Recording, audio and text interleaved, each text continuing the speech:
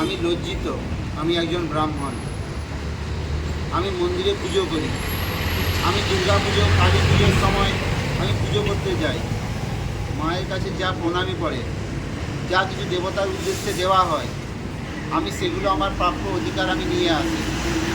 কিন্তু যখন ওই প্রতিমা, আমার ধর্মকে অপমান করা হয়, প্রতিমা ভাঙচুর করা হয়, আমি তখন চুপ থাকি। তখন আমি কোনো প্রতিবাদ করতে পারি না। তখন আমার কোনো দায়বদ্ধতা নেই।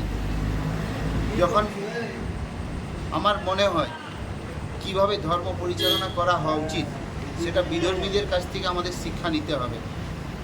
আমাদের ব্রাহ্মণদের খালি কর্তব্য এতটুকুই, খালি পুজো করব, ঠাকুরের কাছে যা প্রণামী পড়বে, যা পড়বে ওটা উঠিয়ে নিয়ে আসব। আর তার বাইরে আমাদের কোনো ধর্মের প্রতি আমাদের কোনো কর্তব্য নেই। আর আমি আরও লজ্জিত, আমি একজন হিন্দু সনাতনী।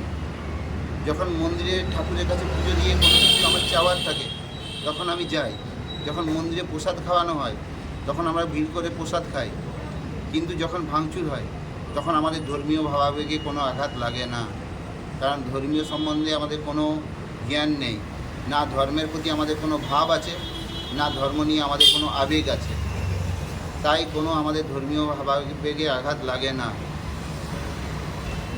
কিভাবে ধর্মীয় ভাবাবেগে আঘাত লাগলে কি করতে হয়, এটা আমাদের প্রত্যেক সনাতনীকে বিধর্মীদের কাছ থেকে শিক্ষা নিতে হবে। তবে আমাদের ধর্ম সুরক্ষিত থাকবে। আমরা দেখেছি দুর্গাপুজোর সময় যাদের হৃদয়ে মক্কা, নয়নে মদিনা, তারা এসে দুর্গাপুজো উদ্বোধন করেন। তখন আমাদের ভাবাবেগে আঘাত লাগেনি। কারণ আমরা মক্কা মদিনা কি, আমাদের পুজোর কি, তা নিয়ে আমাদের তো কোনো জান দরকার নেই। যার হৃদয়ে আছে আছে, ব্যাস। আমি ব্রাহ্মণ হিসেবে আমার পুরোহিত ভাতা দরকার, আমি পাচ্ছি তো আমার যাতে কোনো বাধা সৃষ্টি না হয়। আর যদি না পাচ্ছি তাহলে কী করে পাবো, এটাই আমার গবেষণা চালাতে হবে। ধর্ম অপমান হচ্ছে হোক, আমি নিজেকে ধিক্কার জানাই। আমার নিজের পুজো করার কোনো অধিকার নেই, আমার পুজো করার কোনো যোগ্যতা নেই।